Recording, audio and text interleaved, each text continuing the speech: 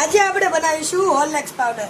તેમાં છે મખાના, બદામ, પિસ્તા, કાજુ, અખરોટ અને બીજી તરફ છે આપણે સીડ્સ.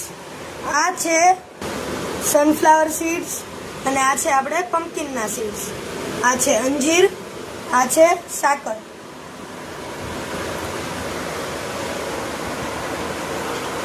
હવે આપણે આને રોસ્ટ કરીશું. જો આ ગયા મખાના. હવે આ ક્રિસ્પી થાય ત્યાં સુધી આપણે એને શેકાવા દેશું.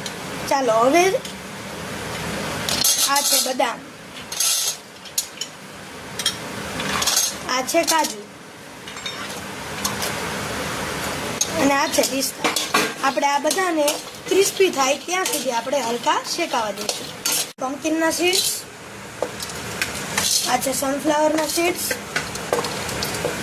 હવે આપણે આને રોસ્ટિંગ થવા દઈશું. આ છે આપણો રેડી ચોકલેટ હોર્લિક્સ પાવડર. ચાલો હવે આપણે આને દૂધમાં મિક્સ કરીએ.